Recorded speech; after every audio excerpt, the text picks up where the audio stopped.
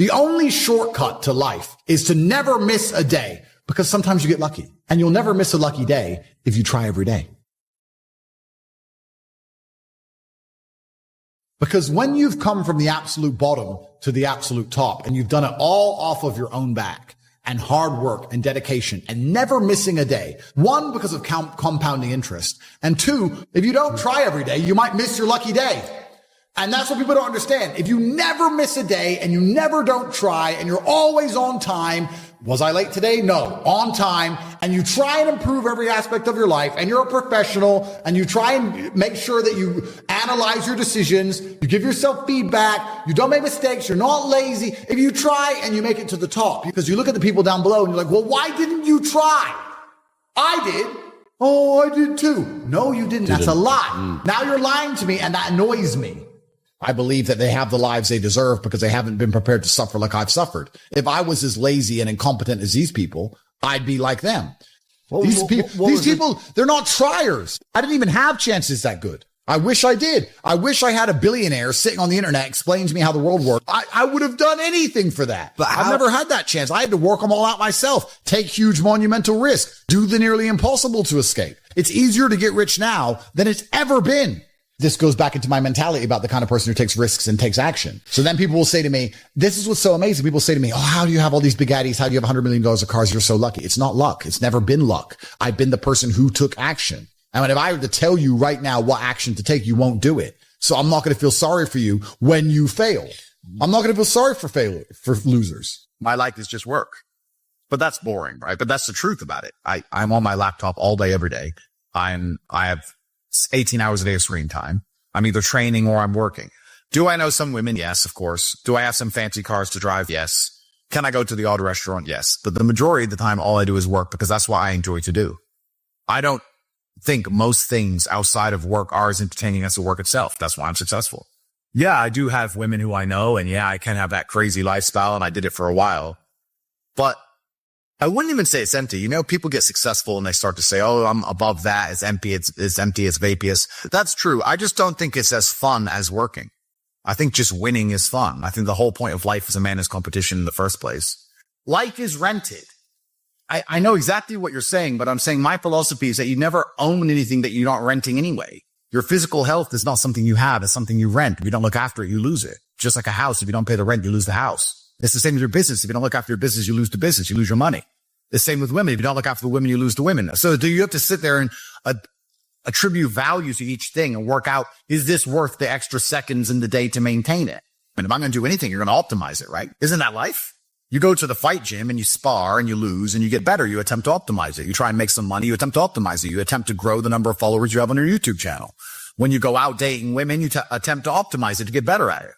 If I'm going to speak to people, I'm going to optimize it to be maximally effective. I want to be the person who can say less words than everybody else and have a larger impact. That's what I want to do. I've chosen that. I've decided to do that.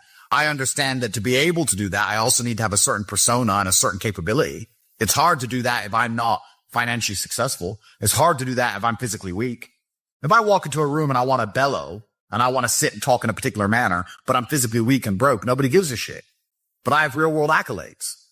Also, a lot of my real world accolades are based on the fact that I've suffered and I'm prepared to go through difficult scenarios for the things I've said, which once again adds credence to my words. Does happiness exist to you? I don't think it's important. I am already happy and I'm happy all the time. Even when bad things happen, I'm always a happy person. I don't operate in the happy, sad paradigm. So to me, I'm always happy because I don't measure it. If you don't measure something, it doesn't exist. If you give attention to depression, you're depressed. If you give attention to how happy you are, you're always going to be measuring if you're happy or not that day. If you don't think about those things, they don't exist. I don't give measurement to them. Is that the heartbreak part is the best part. Yeah. That's the real love. The whole holding hands, everything's happy, we're out at dinner, smiling, laughing. No, that's boring.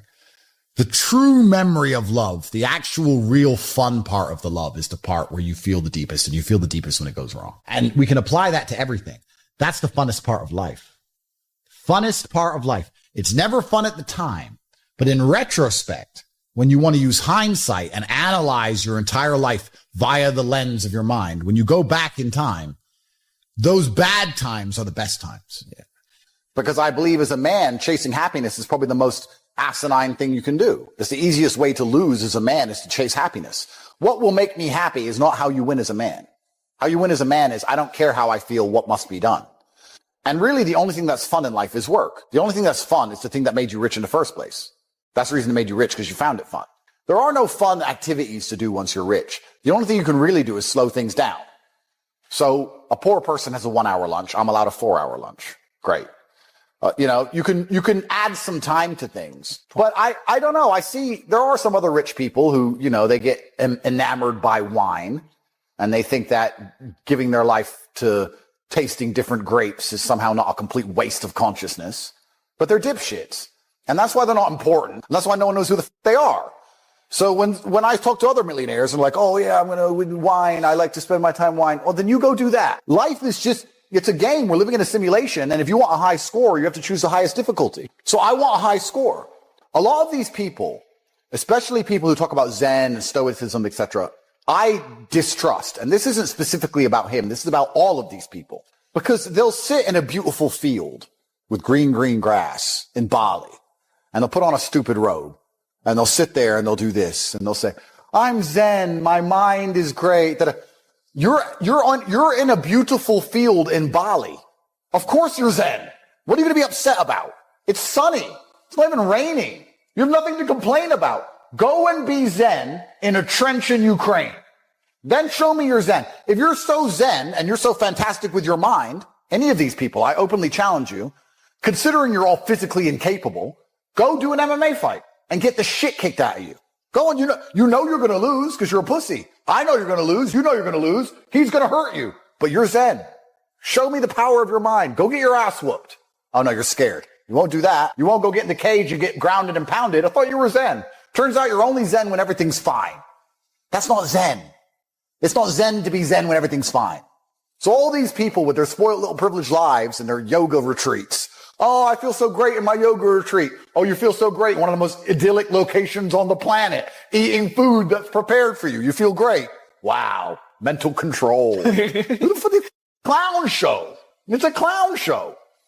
If these people were truly who they wanted to pretend they are, they'd be in the trenches somewhere. The UFC fighter has more Zen when he's getting punched in the face in front of all these people, in front of his screaming wife, worried about him losing consciousness forever. When he's taking shots to the face and still avoiding them and keeping a clear enough mind to slip the punches. So all these people are full of shit, because if they were truly Zen, they'd live a life similar to mine.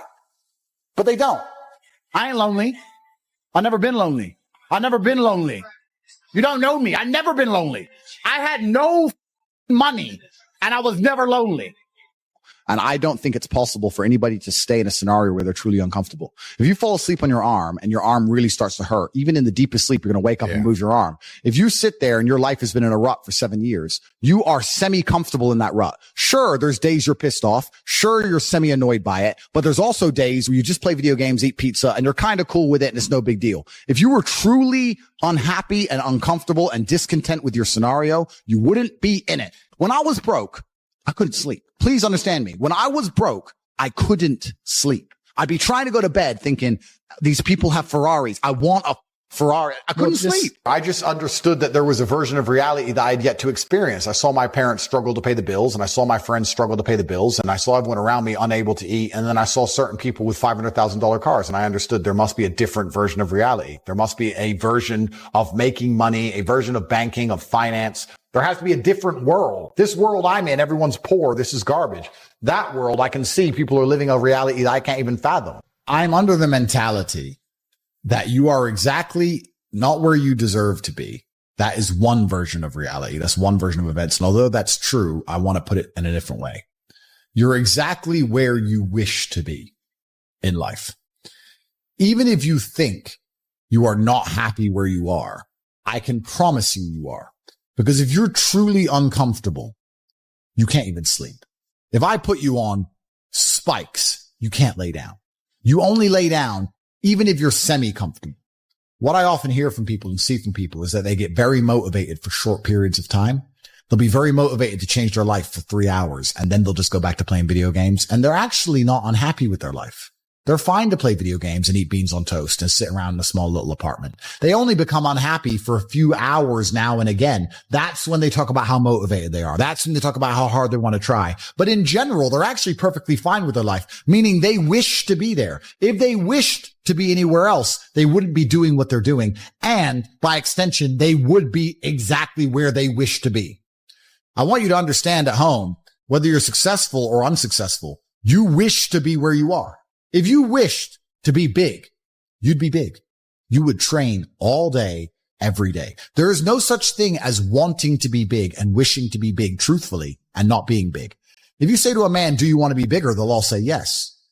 But do they really wish for it? Oh, you'll take it for free. Well, you'll take anything for free. You'll take a Toyota Corolla for free, but you won't buy one. Taking something for free is very different than going out there and earning it and paying for it. They're very different things. So you're as big as you wish to be. You're as rich as you wish to be. You live where you wish to live. Because truthfully, when you wish for something with all of your heart, never in history has the universe or God failed to give it to you. Anything you've ever truly wished for in your entire life, you have gotten 100% of the time. So then the logical extension of this mindset is you have to analyze and decide, one, why you wish to be where you currently are. Why? And two, if you want to change that, where you actually genuinely wish to be. Because you have to make sure you really want it. Everyone will say they want to have $100 million. Everyone will say it, but it's not true. And if you don't wish for it, you're never going to get it. And in fact, you won't even elevate from your current position unless you're more realistic with your wish and say, I don't want 100 million. I just want 1 million. That's my advice.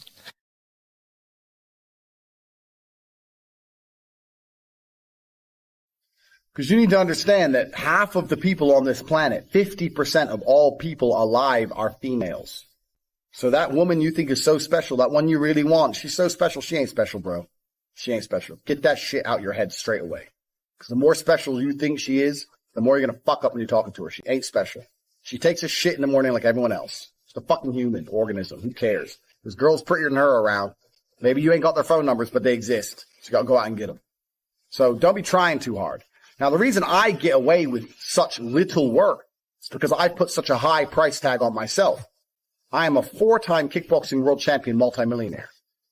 So even any female, no matter how beautiful, knows I'm never going to be the guy hitting her up constantly. I'm not going to be the guy she can call and I'll always answer.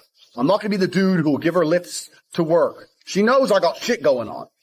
Remember what I was saying earlier to you about how I've never struggled with females because I never focused on the females. These other game books and Roosh and all these idiots. This is the woman, get the woman, get the woman. Forget the bitch. Forget her. Forget all the chicks. Worry about yourself. Get yourself straight. And when your own shit's straight, got yourself together, females are an added bonus. It's much easier to focus on yourself and get yourself high level and then start getting females than it is to forget about yourself. Spend all your time day game running around the mall, doing 1,000 approaches, trying to pick up a real fucking slut who will bang anyone and getting laid. Fuck that garbage. All the game you've read before is bullshit. It's absolute bullshit. And you're going to see why it's bullshit in one of the upcoming videos about how to keep hot girls. Especially you're going to see why it's bullshit. But it's bullshit because if you go up to 1,000 girls, you get 5 phone numbers and one might fuck you. Yeah, I'm sure that's absolutely true. But so? You're going to spend your life, instead of becoming rich, instead of becoming strong, instead of becoming smart, you're just going to fucking run around a mall, approaching girls, day game. Bullshit. It's garbage. It's for children. All that shit is for children. I focused on myself. And that's how I've managed to attain the highest quality females. And also not attain, retain, which is another thing we're going to do in a separate video, because retaining females is completely different to obtaining females. So we're talking about the factors that you cannot control in terms of females. We talked about the timing, how some stores are closed. We talked about how you have to make her like you more than the other guys. And sometimes that's difficult. Let me tell you something. She might be talking to a real G. If she's talking to me, you're going to struggle to make her like you more. That's the truth. I have more tangible assets, more physical, financial, and mental assets. Plus, I know the game. Sometimes you're outclassed. That's how it goes. Sometimes you're just outclassed. That's how it goes. That's another thing you can't really control. But what you can control in those situations is that you don't make her lose respect for you and don't kill your chance for the future by being a little begging for attention bullshit. Keep your honor about you. Because if you're going to lose the game, there's 2 ways to lose it. With honor and without honor. You're going to lose. As soon as you sense you're going to lose, as soon as you detect this girl, I'm not going to get her, then you can either lose her by begging, hoping for that little tiny chance and losing all your respect, or just thinking, you know what, I'm going to try again in 8 months. Fuck this bitch. I'll get someone else. So we all know what the correct decision is. Don't be fucking so desperate for a girl you just lose all your honor and self-respect. Because then you're never going to get her. Ever. And that's some real dumb shit. So I want you to understand when we start talking about women, there's a whole bunch of factors you cannot control. So when it comes to approaching hot girls, you have to understand this. Some are open for business, and some are closed for business. Next. What can you do? Besides the factors that you cannot control, what are the factors you can control? Well, body language is one of them, obviously. Clothes, we've discussed all this. But really, when it comes to approaching females, game as a whole is something I don't like. I don't like the idea of it because it's bullshit. It really is bullshit. I cannot sit here and tell you how to act. Even if I told you to have the exact same mannerisms as me and say the exact same things I would say, they work for me, but they will not work for you because we're individuals. We're absolutely individuals. For the same reason when you learn to fight, you learn the basics of it. But if I were to say, mimic my movements millimeter for millimeter, I won't get hit and you will get hit because we're different bodies. It's just we're different people. So I can't sit here and say, do this, do this, do this. Anyone who tries to tell you that, what they're doing is they're trying to oversimplify an extremely complicated situation in an attempt to get paid. Because every single female you approach is going to be different. Every single scenario when you're in is going to be different. Every restaurant you sit in is going to be different. You're different to me. The mood she's in is going to be different. The weather is going to be fucking different. Maybe it's raining. Maybe it's sunny. Everything has a small part to play. So for me to sit here and say, if you do this, and then you do this, and then you do this, you're going to get laid, is the kind of bullshit people package up, trying to make it a complicated situation seem simple to get money. Getting laid is not simple. The only thing you can do if you want to retain, especially in a future video, retain as well as obtain hot women is be yourself. You cannot project and act for any considerable period of time. That's not possible. The only way you can be anything for a considerable period of time is to be yourself. So maybe you're a shit person. Yeah, fine, maybe. But you have to absolutely and utterly be yourself. Now, there are some things which are ironclad beneficial when it comes to getting females. You can be yourself and be a confident version of yourself as opposed to a meek version of yourself. Confidence is always attractive because men were built to lead. Like we said earlier, men were built for combat. So confidence is something you need. Everyone already knows this shit. And confidence doesn't have to be sitting there and bragging. Confidence is little things. When you pick the girl up, where are we going? I know where we're going. Not where do you want to go? She doesn't want to hear that shit. She doesn't want to make decisions. Females don't want to think. They want to be led down a rabbit hole of entertainment. They want to be entertained. They don't want to think. They don't want to sit there and have to think about it. They'll say, yeah, we're going here. Even if you get there and it's shit, because I don't like it here, so yeah, well, I do. Stick to your fucking guns. So confidence is obviously the first thing, but you know that shit already. Just be confident about who you are and what you say. Doesn't mean you have to be an asshole. You have to not be an asshole. In fact, a lot of people confuse the two. A lot of people go, girls like assholes. No, girls like confidence. But nowadays, only assholes have confidence. If you're the rare select guy who's not an asshole and also supremely confident, you're definitely going to fuck. You haven't got to be an asshole. It's the confidence they're attracted to, not the asshole qualities. So yeah, you absolutely have to be yourself. You have to be a confident version of yourself. But we've already talked about this in lesson 1. Believe you can do anything. You're about to go on a date with Megan Fox. Are you intimidated? No. Because you're the fucking man. And you're going to fuck her the same night after taking her to the worst restaurant in town. Because you can do anything. Because you're a fucking G. That's how I think. I don't even brush my hair. I don't even shave. I rock up in fucking clothes and wear them for 2 days. I don't give a fuck. Turn up. Hi. Start talking shit. Before you know it, she's naked. Because I know my skills. I know I'm the G. If you know you're the G, you ain't got nothing to worry about. You can be yourself and you can be a completely different person to me, personality-wise, and still be a G. You can say completely different things and still be successful. You can have different mannerisms and different techniques or whatever bullshit and still be successful if you've implemented the first lessons correctly.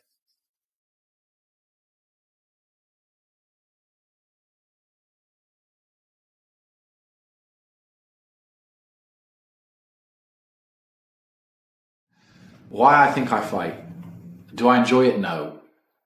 Do I enjoy training? No. Do I enjoy cutting weight? No. Am I nervous? Yes. Do I think to myself, what am I doing? Yes. Completely. Unfortunately, It's one of those things you're either born with or you're not. And the only way I can explain it to try and make it make any sense is that if I'm not doing something which is either extremely difficult or extremely stressful, I'm in a perpetual state of crippling boredom. I can't explain it. I see other people live their lives and they're like, oh, I can't wait for the weekend because I want to watch this movie. I think, who cares about a movie? You're looking forward to the weekend for a movie? Looking forward to the weekend to get drunk? Like, these things to me are so mundane. They mean nothing.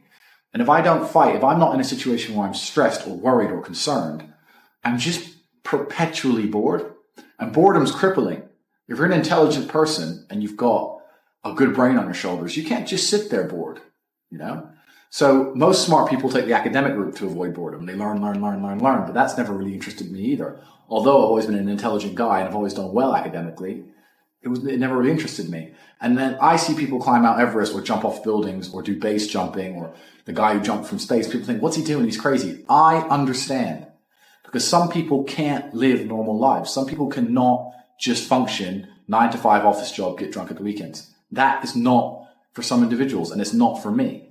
So I have to find something which keeps me physically tired enough to stop me going AWOL, and mentally tired enough. And I've chosen fighting, because without this, when I'm not in training, I wake up every day and think, okay, what am I going to do today? It's 9 a.m. on a Tuesday. I'm bored. Everyone's at work. I'm bored. And I'll end up doing something crazy. I'll either end up drunk or on the Eurostar, or, you know, it's just a random lifestyle, because I'm constantly looking for never-ending entertainment, and it doesn't exist. I think the only thing that could stop me fighting is if I had enough money to constantly entertain myself. Unless I'm a billionaire, I need something that keeps me focused and keeps me occupied in life. With fighting, I have to train twice a day, and I have to train hard, and the stress it brings in every aspect can replace fun. And my mind is occupied. It occupies me. It's the only way I can try and explain it. It occupies me. And I could never stop doing this, even if I lost 100 fights, because I'm not built to live a normal existence. I can't do it. I couldn't just have a kid with some girl and sit at home and work a little bit and relax. I've never relaxed my entire life. I don't know what relaxing is. It's just not me.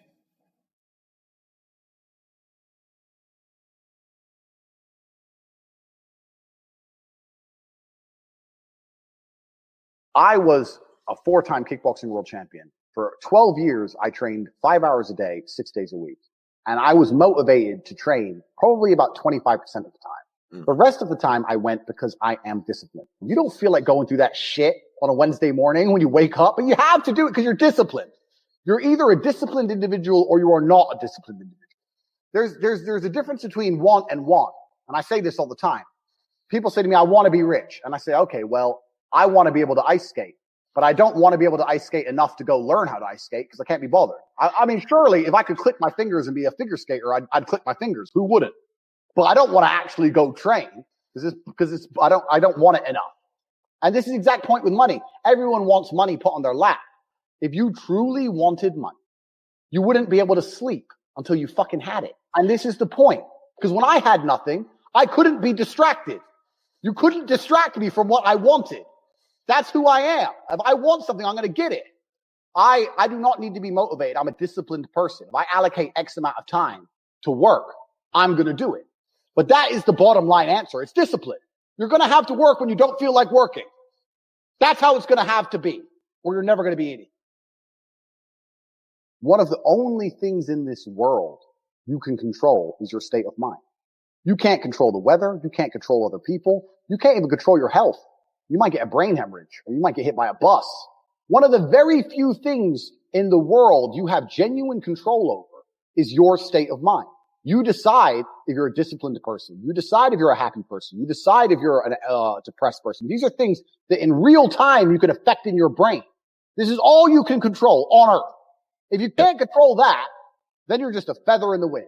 And life's going to blow you around, and you might land somewhere good. You might land in dog shit. Nobody knows. Your state of mind is what you should be able to control. If you can't wake up and say, today I'm making some money, and actually try your very, very best, and actually stay dedicated to that task. If you can't do that, you're fucked. Every man understands you shouldn't be complaining about things you cannot change. You have to play the cards you're dealt. To be born a certain height and then to sit there and go, what do I do? I'll tell you what you do. You become the best version of yourself, just like everyone else does. Nothing about the height is in and of itself enough value for me to be a valuable man. As a man, you build your value. You are born with the cards you're dealt. Sure, it'd be ideal. Look, I'd love to be 7 foot tall. I'm not. So it's the same argument. If you're 5'2", you need to become rich, strong, and funny, and charismatic, and interesting, and witty. If you're 6'4", you need to become rich, strong, well-connected. It's the same game. So to sit there and complain about it is asinine. All of you have a handful of instances. I don't think you understand that you could have been in a car crash at 4 years old and lost your legs. Do you have any understanding of how lucky you have been? This is pure luck. There's this only luck has kept you fully able-bodied, sitting there, capable of learning and listening and becoming something. You don't really need to be that tall if you're important and rich. And when you walk in the room, you think when fucking Mayweather walks in the room, people give a shit? Fix that frame in your mind. You are viewing yourself as a short man. Stop it. Walk the fuck up and be the man. You talk a lot about purpose, why we are created as humans and why we're here. Like, what is the purpose of life? Why have we been given life? I think we're here to struggle and to learn. I don't think we're here to be happy. That's why when we keep going back to the happy argument, I've always found that kind of frustrating and annoying. Yeah. When someone goes, oh, but I want to be happy. Why? Why? Why do you want to sit there and laugh? Like you were happy your entire childhood. That's your happy days. You're allowed to be happy as a kid. It's all over now, right? You're a man. You have responsibilities. I think we're here to do important things, and important things are going to be difficult, and they're going to be hard, and you're going to get frustrated. But that's what gives you purpose. I think we're here to struggle. I think we're here to endure pain. Yeah. I think we're here to just see how hard we are to kill. I think that going through terrible things and living through them and coming out the other side is one of the most fantastic things about being human. I think that it's almost like once you understand what life is really about, there's no emotion which isn't enjoyable.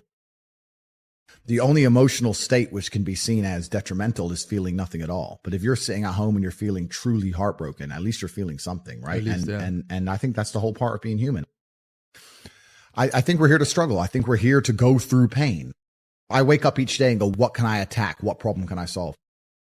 And look at history. Why did Genghis Khan wake up and want to conquer the whole world? Why did Napoleon conquer the world? Why did Alexander the Great conquer the world? You just wake up and just say, give me this, give me that. I want all of it.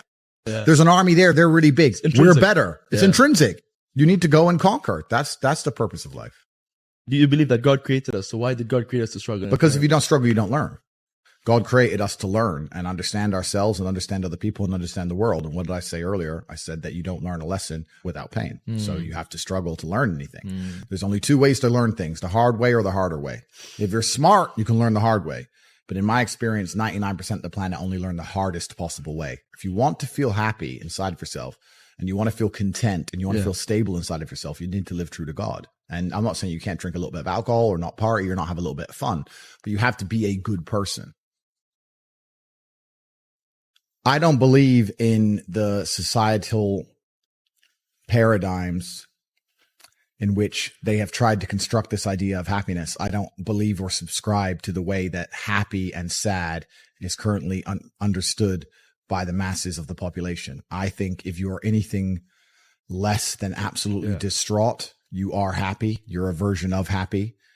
It's like saying gray is a version of black, right? No matter how light the gray is, you can still call it a version of black. And unless you've gone through an event, which hopefully doesn't happen too often, like the passing of a family member or something that's truly destructive and detrimental to your mindset, besides these events, which hopefully only happen a few times in your life, you should be happy. If you're not crying or paralyzed in silence due to the absolute magnitude of a detrimental circumstance or the absolute magnitude of a negative event, then you are a version of happy. So I am always happy is the short answer. I don't believe in not being happy. I don't believe in not saying to myself I'm happy. I'm always a version of happy. And this idea of chasing happiness and always being concerned and preoccupied with how happy you are is actually the biggest mistake that a lot of people make, I think, in the world today.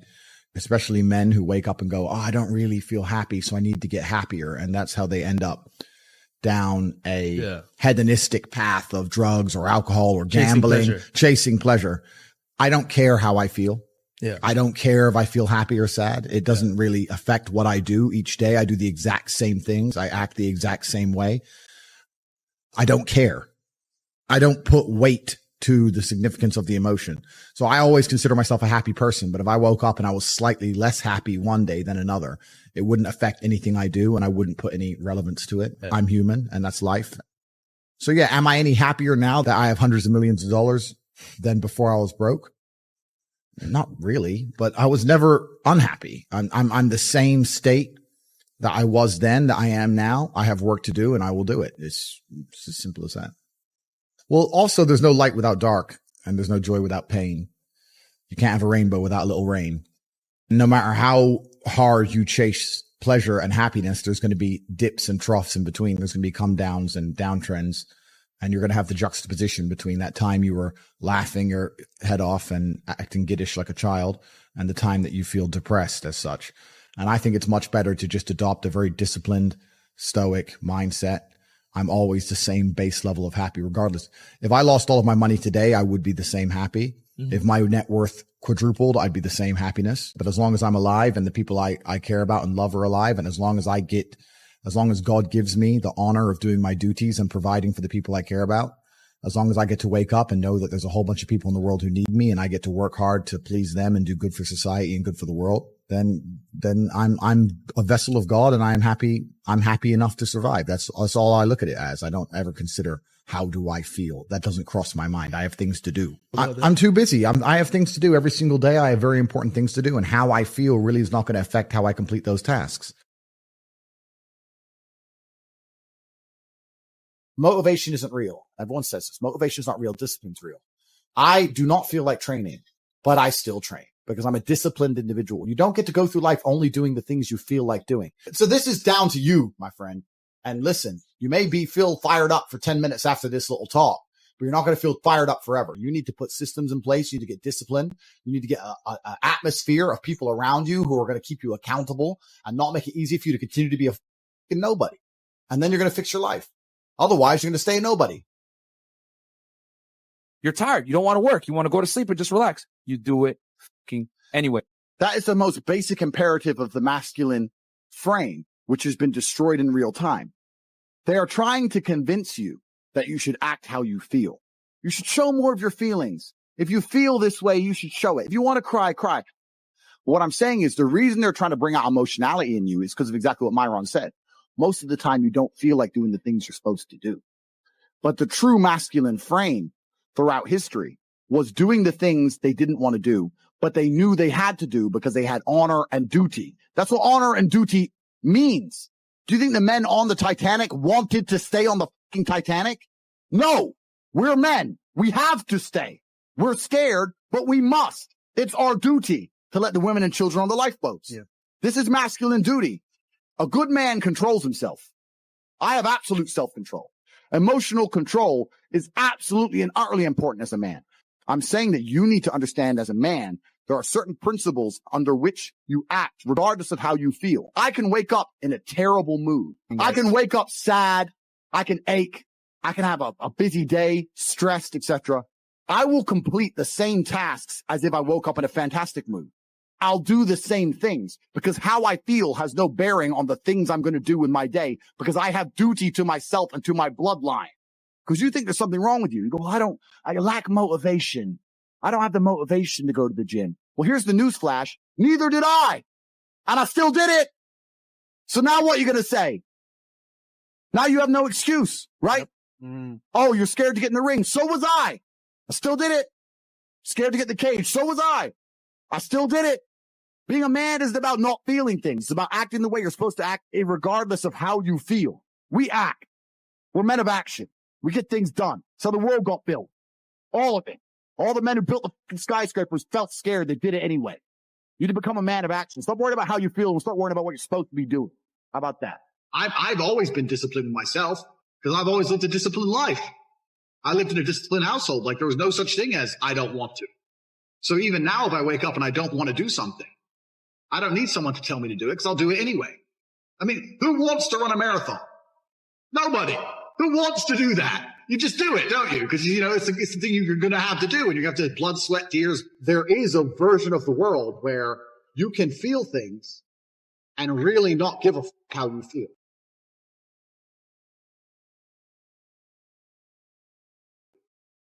Like if I feel sad, it does not change how I act, and it does not change the things I do. If I don't feel like going to the gym, I go to the gym. If I don't feel like working, I will still work. If I wake up in a happy mood and I have a business to run, if I wake up in a sad mood, I have the same shit to do. I'm going to get it done. So where's the importance of it? It's in my mind. That's how I view it. Like, how does that affect what I'm going to do? Well, nothing. It doesn't. Motivation in and of itself is a scam. I don't believe in motivation. I believe in discipline. I am not motivated to do the things I'm supposed to do. I don't wake up full of like joy. I have to go to the gym or that I have to work or that I deal with crap. I don't feel motivated to do them. I'm disciplined. I do them regardless of how I feel. Whether I'm in the mood to do it or I'm not in the mood to do it, it gets done. That's discipline. Discipline's a real thing. Motivation is fleeting. You're never going to be permanently motivated. If you're the kind of person who can only try hard at something he enjoys, then you're going to fail. If you truly want to win, you can't only want to win when you're happy, and you can't only want to win when you're motivated. You're competing against men like me who will perform even when it is raining, not only when the sun is shining. And if you're going to be the kind of person who can only do it in one of those scenarios, you are going to lose. You must be prepared to perform all of the time. I have a lot of people who message me and say, oh, I struggle with motivation. And my answer is simple. Then stay a loser. If you can't find the motivation to not be a loser, then I strongly recommend you just stay a loser, stay in your lane, and stay out of my way. I have no time for people who cannot find the motivation to fix themselves and fix their own lives. I've been the kind of person who will perform 7 days a week. Doesn't matter how I feel. Doesn't matter what's happened. Doesn't matter if I'm happy or sad. Things must be done. And this is the mindset you need to adopt if you want to be a winner. I think a man should have absolutely no interest in whether he's actually happy or not. If I wake up and I'm unhappy, I will do the exact same things as if I am happy. I will go to the gym the same. I will work the same. How I feel has no impact on how I live my life. I don't think happiness as an index is a healthy view for a man to have on life success. If you're waking up and going, oh, am I happy? Am I not? You're looking at life wrong. I think as a man, if you put happiness if you move it down the scale, right? And you start looking at, am I successful? Am I competent? Am I achieving things? Am I respected? If you start to look at these indicators of your life, you're going to end up being happier without actually analyzing if you're happy or not. You have to just work. At some point you have to bite the bullet and just work. Working harder is never going to not help. No matter what scenario you're in, working harder is never going to not help you. And it's amazing that I give different versions of the same answer for 99% of the questions I'm asked. Work harder. If you have a problem, whether you're broke, whether you're out of shape, whether your friend dies, whether your girl leaves you, whether you're depressed, whatever it is, working harder is almost always the answer. So you know what you need to do. You need to do it. And what's amazing, again, it's kind of like the antidote. If you take the antidote before the poison, then you never get sick in the first place. If you're always working as hard as possible, if you're always working your ass off and trying to be the best version of yourself every single day, then you never get sick in the first place. You're already working. You're already taking the antidote. So things can't attach to you. They can't get hold of you. Working hard is the antidote to everything. So why don't you just do it in advance? Why don't your life just become work like mine? Why don't you just dedicate yourself to a cause and get up and do what you're supposed to do every single day? I can't stand quitters. So if you're the kind of person who's going to quit because it's hard, I don't even want your energy around me, right? You need the people who don't quit. I don't quit. Every single facet of my life is testament to the fact that I don't quit. I didn't quit. So that's the difference. When it was hard, I did it anyway. That's who I've always been. And if you don't have that kind of tenacity, you're never going to be anything. So I'm indefatigable. I do not give up. I do not get tired. I do not quit. That's what they want. That's what the enemy wants from me. They want to try and win a war of attrition. They want to wear me down and hope I quit and give up. I am not that guy. I'm not that guy. I'm the guy who keeps going. And if you're truly indefatigable in life, and perspicacious, that's my favorite saying, the one I say all the time, unmatched perspicacity coupled with sheer indefatigability makes me a feared opponent in any realm of human endeavor. It's absolutely and utterly true. If you pay attention to the things that are happening around you and you do not quit, you will be a dangerous opponent in any realm of human endeavor. It doesn't matter what you try and do. I'm a man who lives true to God and says what he means and means what he says. And I know the things I say are good for society and good for the world. I didn't put a magic spell on anybody. The reason people listen to me is because they like what I say and they know that I'm telling the truth. That's the reason I am here. I'm going to continue to do that. And there's nothing anybody can do about it.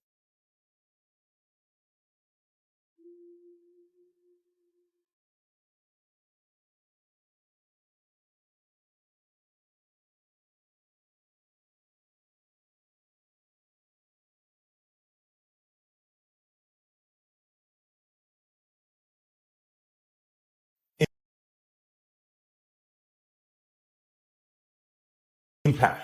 Let's think impact. If a person's watching this content, most of the people that are watching this, a portion is going to be those that are haters, that just want to find like poke at the argument to find, you see, I told you, fine. But a lot of people that are also watching this, they're probably wanting to make impact. They want their life to have meaning behind it. That's who's watching this show today, right? Okay. So I can't be a president, but I want to make impact. I being anybody that's watching this. Because Putin says 8 years, another guy comes, or the guy with the briefcase shows up. Okay, cool. Well, if you were in the States and you're saying president wouldn't be how to make an impact, but let's say there is a kid who's 20 years old, 18 years old, 25 years old, has so much drive, it's unbelievable. Yeah. Ambition at the highest level. Who do you think has the biggest influence to make positive change, like real change? Is it the person with the money? Is it the person with the biggest mic? Is it the person that goes into politics? What is the best way to have the biggest impact? Yeah, so I think the world has always only ever been a battle for influence. Even if you look at the current battlefield, Ukraine is next door. It's 5 hours drive away. The battle in Ukraine is not just about tanks and trenches and grenades. It's a battle for influence. Who influences the people within this territory? Who is in charge of the thinking, the language, the mindset of people within this geographical area? Every single battle, every single pitched battle, every single argument, every single debate has always been a battle for influence. If you have influence, you're an extremely powerful person. All of us here are some of the most powerful people in the world. How many millions of people listen to us? We have massive influence. And I think you can have influence at the ground level. You don't have to be a famous podcaster or famously well-known to have influence. I would argue that those Romanian grandmas who gave me my food will remember me for the rest of their lives. I would like to believe I gave a positive influence and a positive impact on their lives for the rest of their life. I believe if you go through life and you're genuinely a good person, and you try your best to be good to people, and you're honest, and you shake hands, and you don't lie, and you're on time, and you work hard, and you're good to everyone who's good to you, I think you'll have a massive influence. And I also believe, I truly believe that God is extremely giving. There's the saying, goes around, comes around. Completely true. But I would say it comes from God. God is keeping an eye on you, and he's paying attention to you, and he knows the kind of person you are and the kind of things you do. And I don't believe if you're actually genuinely a good person all of the time, that you're not going to get some goodwill back to you. Look at my scenario. If I was being a piece of shit for years with all these chicks, I'd be in jail. I'd be in jail. I could have never seen this coming. But the fact that I was nice, paid their taxi home, bought them food, looked after them. Are you okay? I know we broke up. I'm sorry. I know it hurts. I just did it. I was nice about all of it. Here I am. I'm fine. So I could have never seen this Matrix attack coming. It's amazing how what goes around comes around. It's truly amazing. If you're good to people, if you're generous to people, if you're helpful to people, you'd be amazed how much influence you can build up. I say this to people all the time. I don't think if you're a hardworking person who is honest, who shakes hands, who tries to learn, who does what they're supposed to do, who has a good heart, that you're truly, really not going to be able to get what you want. I think the universe is absolutely and utterly giving. When I see somebody who says they want something and they don't have it, I don't even think they truly even want it. You can have anything you want in the world. When a guy goes, I want a six-pack, then why ain't you got one? If you wanted it, you'd have it. You'd like it. There's a bunch of things I'd like that I don't have. But I don't want them. Everything I've ever wanted, I've got. I've never wanted something and not had it.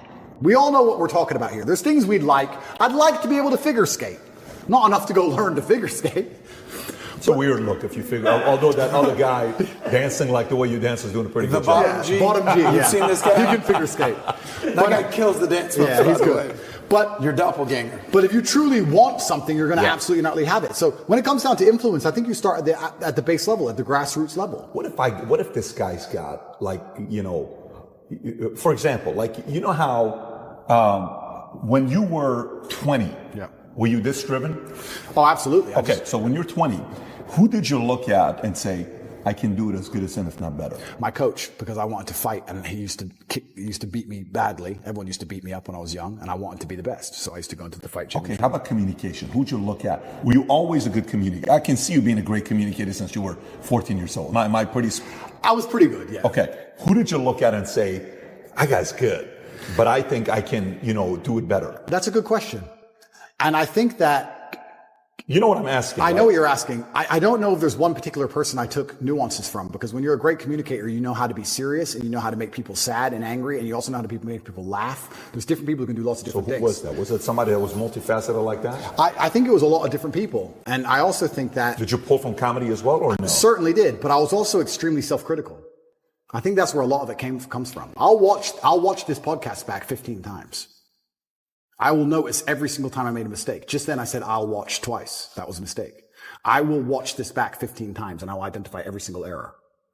I have an email list and I sign up and I get words of the day. I get 5 or 6 new words a day, which I try my very best to memorize. It's harder than you think to memorize 5 words a day, but I always try to make sure I have the most interesting vernacular I can possibly have, a wide vocabulary, so I can be very specific with my points. The reason I actually did that, I keep talking about my dad, but I'm his son.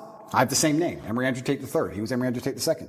My father was a linguist for the CIA. He spoke Russian and German and Spanish and English. And I think I've told this before. Back then, when they needed someone who spoke Russian, they would take a Native American and teach them Russian. Nowadays, we have a bunch of Russian-speaking allies. You can go to Estonia, Latvia, Lithuania. They're all NATO and just get a Russian speaker. Back then, they taught my dad Russian, and he held the Air Force record for the fastest assimilation of a foreign language. When he died, a guy sent me a message saying, you don't know who I am, but I worked with your father in the Air Force, and he had the fastest assimilation. He learned Russian in 2 weeks. Crazy. And I remember saying to my dad, will you teach me Russian? He said, boy, you don't even know English. I was like, what do you mean? He goes, you don't even know English. And once he sat me down with a dictionary, I was like, you're right. I don't even know English. That's why I've lived in Romania 7 years. People say, why don't you speak Romanian? Because I don't know English yet. I need to finish the first job before I learn the second. I don't know English. There's a bunch of words I don't know. I can't speak how he spoke. So I don't have time for a second language. Yeah. Also, another thing I found really interesting, Putin speaks English. Have you ever heard him speak English? No. Because if you want to speak to Putin, you speak to him in his language. You speak to me in Russian, and I reply to you in Russian to you. I cannot be misunderstood or misconstrued. I don't make a fool of myself. You can't get me on some vernacular trick.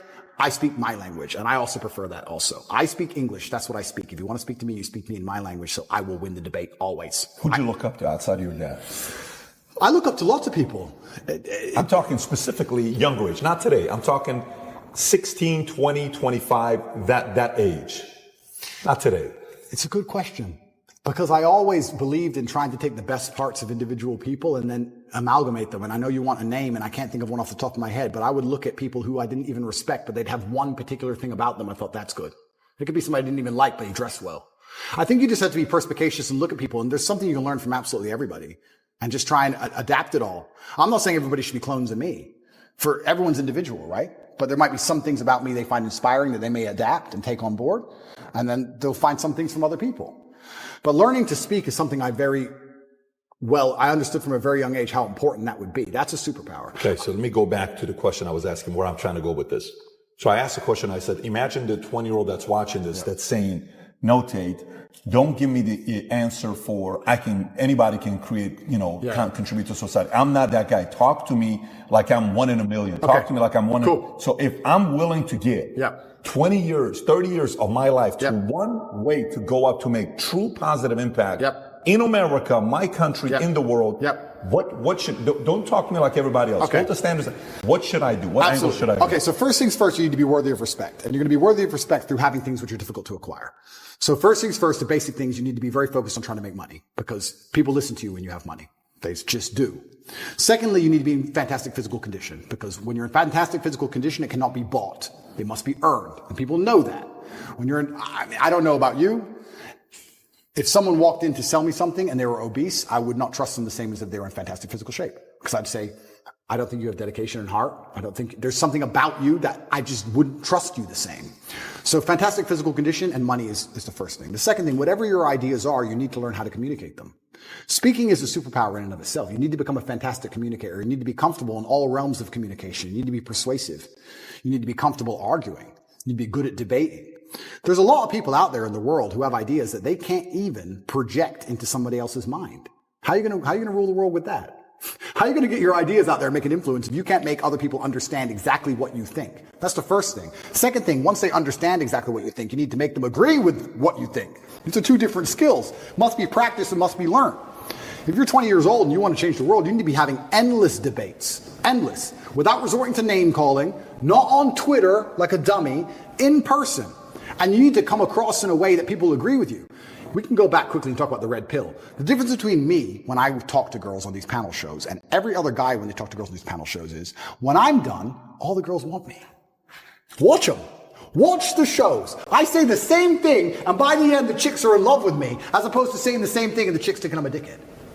That's the difference. I project my ideas and I make them agree with my ideas to a point where they're like texting me afterwards. I'm not saying anything different. It's how I'm communicating it. You can catch more flies with honey than hurting people sometimes. So you need to be good at everything. You need to have a Swiss Army knife of tools. I know when to be intimidating or aggressive. I know when to come across as obtuse. I know when to come across as exceptionally open-minded and easy to understand. I know when to come across as understanding. I know all these things. This all has to be practiced. And a lot of it is, communication. I would say, if you're going to say to a 20-year-old who's truly exceptional and driven, I'd say you need to become a master communicator. Because once you can do that, you can do anything. And that fixes all the other problems, right? We talk about making money. If you're a master communicator, you do fantastic in sales. Yeah. You'll kill sales. Yep. You'll absolutely destroy sales if you're a master communicator. Not many people know this, but I used to sell windows. You know the old school knock on the door? Window sales. I did window sales for 2 or 3 years, and I'd say this is one of the hardest jobs you could possibly do. And I would always recommend a young man, if he has some time to waste, to go sell windows. And the reason, it's fantastic, because I'll tell you why. It's the hardest one to sell because, 1, nobody wants them. 2, they don't know who you are. And 3, even if you convince them that they need windows, after them not knowing who you are, then they go to all your competitors and then it becomes a price war. It's a nightmare. It's the hardest sales job. If you're selling a Lambo, at least they want the Lambo, right? Nobody wants glass and plastic. They already have windows. So you got to find a way to sell them these windows. How do you do that? And that's where all this master communication comes in. And it's so many subtle little things. Being a good salesman is not necessarily being a liar. It's not being a trickster. It's just understanding what's going to make the person believe and understand what you say. If I walked in and said, would you like new windows? And they essentially said, no, we don't need new windows. Our windows look fine. I would say, but what about the security aspect? While looking at their 3-year-old child. And they'd sit there and go, what do you mean security aspect? And then I talk about how we had the lock 5000 and their locks are easy to break, as if glass isn't glass. It's all the same anyway. And you'd end up selling the windows. You have to find the triggers in people. There's another thing people don't understand about me and my message. Sometimes I sit here and I say things that piss people off because that's how you trigger people to make action. I have often written emails or done videos especially to men when I want to help men, to piss them off. You're a loser. You're a dumbass. Andrew, why you mean? Because you're not going to go to the gym unless I tell you you're a fucking loser. And you are a loser, and I'm not lying to you. You are a loser.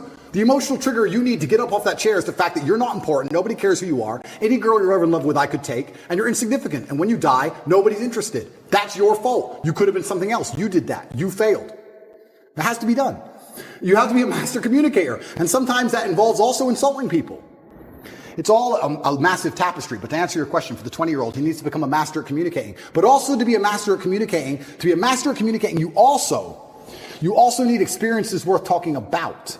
You have to live a life. You need a degree of wisdom. And wisdom doesn't always come with age. It comes with life lived. I had a guy message me.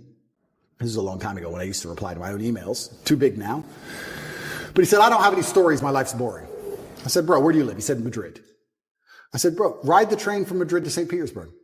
Ride the train from Madrid to Vladivostok. Do the Trans-Siberian Railway. Cost you like $300. He goes, oh, but what if I get robbed? Exactly! That's exactly the point! What if you get robbed? Now you have a story. Maybe you'll die, maybe you won't. But you have a story. Don't bring your watch. Have you got a Rolex? No one wants to rob you anyway. Don't worry about it. You're brokey. Get on the train. There has to be that degree of risk to even have a story, because when you have a story, then you can communicate the story. You can't be an empty vessel either. So when you say you're telling me how I build this 20-year-old into a super soldier. Yeah, he has to be a master communicator, but he also has to do things which are risky. Risk has value intrinsically linked to it, intrinsically. This is why people, when you do risky things, people want to hear the story. Your coolest stories involve risk. Something went wrong. This could have happened. I almost this. I made it out. Without these risks, you haven't got it. So I would say to the 20-year-old, do what I did. Get in the cage. Get in the ring. Knock someone out. Get knocked out. Train hard. Fighting will teach you everything you need to know about life. You'll learn everything about who you truly are. You'll learn if you're a coward or not. You'll learn everything about perseverance and hard work and dedication. Everything about being underappreciated. You learn everything about fear. You learn all of it. You learn everything about people. You win a fight, check your phone. Lose a fight, check your phone. You learn all about people. You learn all about them. You learn all about women. I learned so much about women through fighting. When I had a fight coming up and I was weight drained and I had barely eaten in weeks and I'd lost all this weight and I had a world title fight and I'm fighting a guy who might kill me and she's complaining about the toilet seat. I learned all about women. You learn a lot about life through these difficult processes and paths. And there used to be for men like a rite of passage. In most societies, you had to go through something to become a man, from a boy to a man. But that thing was always difficult. It's always been difficult. Now you have to self-induce it, self-inflict it. But if you're going to be a boy and never bring on that self-inflicted rite of passage, how are you going to ever become a man? It's great feedback. There is no such thing as a successful person without a failure. Without the failures, there's no success. You need both. For there to be winners, there has to be losers. Therefore, if God is going to give you the chance to become a successful person, he has to make it difficult. He has to lay out a gauntlet, because within that gauntlet, some people will quit and they can go become losers, which allow the people who do not quit to be winners. All people with no money are really, really arrogant. I know a lot of broke people who are very arrogant, and their arrogance is a shield for their laziness. People will shield laziness with anything. No one wants to admit they're lazy. So they'll shield it with disbelief. Lazy people never get anywhere in life. Doesn't matter what it is. Doesn't matter if it's tennis or money. If you're lazy, you're never going to get there. Quitters are the worst people on the planet. You can give a quitter absolutely everything and they will still fail. You can give it, doesn't matter what it is. If you go to IKEA and buy a flat pack fucking table and put it in front of a quitter, you will never have a table. He'll look at it and it's just long and he'll quit. Quitters can have every single advantage. Quitters can have all the information. Quitters can have all the tutelage. Quitters can have a mentorship. Quitters can have someone who messages them every morning. Hey, bro, let's get it. And guess what they're going to do at the end? Quit. They ain't never going to have shit. Idiots. Peons. They will stay brokies and wagies forever. Leave them there. Right? You need the people who don't quit. I don't quit. Every single facet of my life is testament to the fact that I don't quit. When people see my plane in the sky, you can say whatever you want about me. You can call me arrogant. You can call me anything you want, but you cannot call me a quitter. I didn't quit. So that's the difference. When it was hard, I did it anyway. That's who I've always been.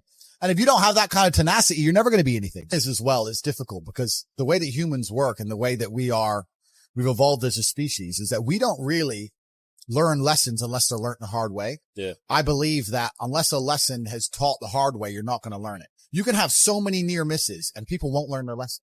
Bro, you must know a guy who goes out there, nearly crashes his car, doesn't slow his ass down till he wrecks it. Yeah. Like, this is how people are, right? So you need that pain for the lesson to sting enough to really genuinely go inside of your mind. And it's the same with everything. It's the same with driving a car or business.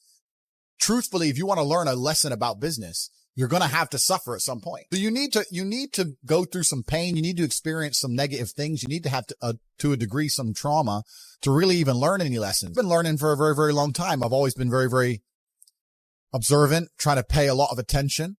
And life really doesn't have to be that complicated. When you see somebody that has something you want, you just got to try and work out how they got it. Yeah. And that's the missing part. Most people see people with things they want and they don't do the second half. They don't try and work out how they got that thing. Oh, my man has a Ferrari. Okay. I wish I had a Ferrari. Okay. They don't sit there and go for an hour. How did he get a Ferrari? It doesn't cross that part is the part they don't want to do, right? They just go, oh, he has a Ferrari. Wish I had a Ferrari. And they go back to TV. Yeah. And that's why they lose. You are the sum of the 5 people you spend the most time with. If you find some guys who have their game right, your game's going to get straight. It's as simple as that. And I think if you take any man on the planet in any situation, in any scenario, and you tell him to become as strong as possible because of all the lessons he's going to learn, become as rich as possible because of all the lessons he's going to learn, plus obviously being strong and rich are benefits, plus find a network of brotherhood of men who are accountable to themselves and by extension accountable to you. If you're accountable to yourself as a man, you're also accountable for your friends. I don't want loser friends. I don't want dickhead friends. If you're in a room full of ice cream experts, and all they talk about is ice cream, how to make ice cream, their favorite flavor, the best way to store it, how much it costs to produce, how to transport it. And that's all they talk about is ice cream. Even if you have no interest in ice cream, over a long enough period of time, you're going to end up knowing stuff about ice cream. You're going to end up knowing shit. You're like, that's double chocolate this, it costs this much, and this is how they moved it. You're going to know things about ice cream. If you're in a room full of people who want to talk about money, then you're going to end up knowing about money. It's exactly the same thing. And network is net worth. Everyone understands this. And people also understand that they're likely to become the sum of the 5 people they spend the most time with. Yeah. But then they hang around with losers. It just blows my mind. Let's talk about this. Why did Genghis Khan wake up and think, you know what? What can I do for fun? Well, I can play this instrument. Ah, shit. Play the instrument for me. Diddle-ding-ding-ding. Boring. Okay, let me fuck this girl. Fucked her. Let me fuck her. Oh, kid number 84. Boring. What's there to do? You know what, guys? Let's all get our horses and let's just ride over there and whatever we find, let's just take it. Why? Because it's the instinct to conquer. It's inside of a man. It's been dumbed down by the Matrix. They try and numb you. They numb you with entertainment. They try and put you in the festival crowd. They numb you with shit food. They numb you with depression, all this other garbage. But truthfully, if you're a man, you look in the mirror, what will make me happy? My empire will make me happy. That's why Alexander the Great did what he did, and Julius Caesar did what he did, and Genghis Khan did what he did. They didn't have Google Maps. They didn't know where they were going. They just said, no, we've decided we're going to go take shit from other people and show we're the best.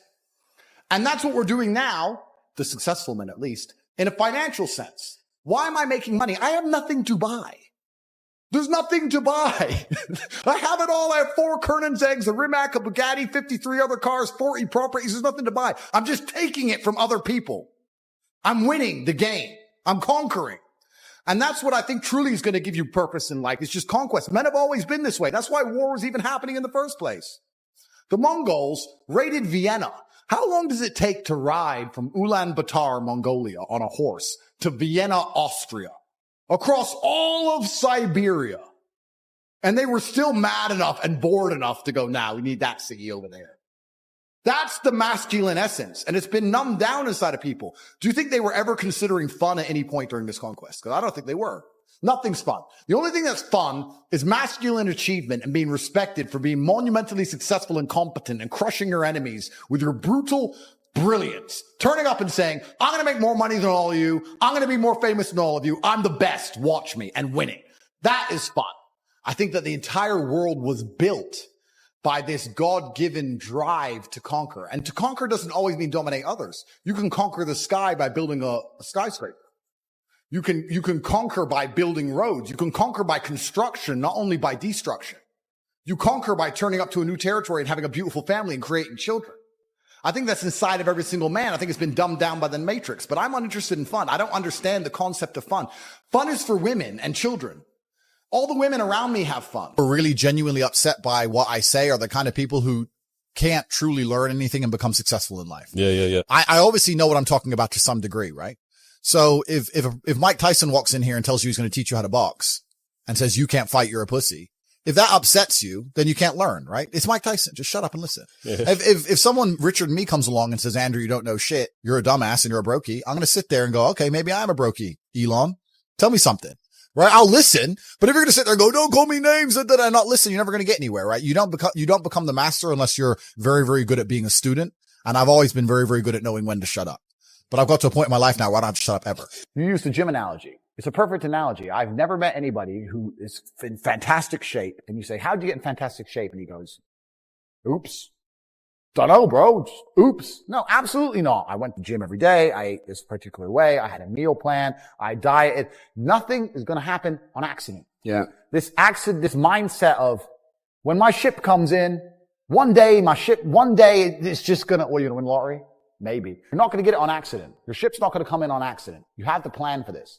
A lot of my stories on me realizing how the matrix needs to be broken were semi-related to cars, because when you start seeing a car the price of a house, and then you start seeing people with 30 of them, that's got to wake you up. That's got to wake you up. That I try and say this to people. Let's imagine what's a good wage in England? 100 grand a year? 100 grand, yeah. 100 grand a year, good wage, yeah? What's that, on 100 grand, what are you paying, 40 or 50% tax? Probably about 40%. Okay, so let's say you're getting 60 grand a year. Let's imagine you're earning 100 grand a year. You're successful inside of the matrix. You're a successful slave. You make 60 grand a year. Let's imagine you can live for free, eat for free, you walk to work, you never buy clothes. Let's imagine you save 100% of your money, 60 grand each year. I don't want to do the math off the top of my head, but my Bugatti was 5.2. What is that? Is that like 90 years? It's a lifetime of saving. That's a lifetime of slave work without spending a penny ever once. To by the time you're fucking geriatric and can't function, you might be able to buy one of my 30 cars. If that does not tell you the matrix must be cracked and there's other ways to make money, then nothing fucking will. Yeah. Because if you think you're just going to work your way to the top and just stick to the rules, you're a dummy. No, you won't. That's it. That 16-year-old kid making 45 grand. He's making TikToks all day, every day. He's working. Like he ain't getting money for free. He's sitting there finding videos, chopping them up, making them entertaining, adding the fucking titles that he's working for. The thing is, like we were going back to earlier, people ain't got the attention span. People ain't got the attention span to work anymore. He's just working. You have to just work. At some point you have to bite the bullet and just work. So when someone comes to me talking about passive income and they're a brokey, I'm like, you are just lazy. You are lazy. You'll never get anywhere. Be passionate about success. If you're passionate about money, then you can be passionate about anything. I'll be passionate about any business on earth that pays me. If you pay me $1 billion to dig that hole, I'll be very passionate about that hole. I will dig that hole with passion for the cash. Yeah, cause you know the cash. For the money. Yeah. That's right. So when people come along and say, oh, you need to find something you're passionate about, follow your passion. Bro, you're going to follow your passion to the fucking food bank. You're never going to make any money that way. You have to sit there and go, what is going to pay me? But to a degree, I think the universe is very giving. And I've yet to experience in my 36 years a man or a woman who genuinely tries their very best and genuinely dedicates themselves to something and is genuinely motivated to make sure they're the best version of themselves, who doesn't get what they want. Yeah. I've never seen it. I've never seen someone go, I spend all of my time doing what I'm supposed to do. I do not waste any of my time. I dedicate myself. I'm good to people. I'm honest. I'm hardworking. I'm there on time. Every time I've got a meeting, I've got a firm handshake. I don't snake anybody. God likes me. I work hard. I'm not an evil person and I work really, really hard. Who doesn't have everything they want. So everyone can have anything they want. I really believe the universe will give anyone anything they want if they actually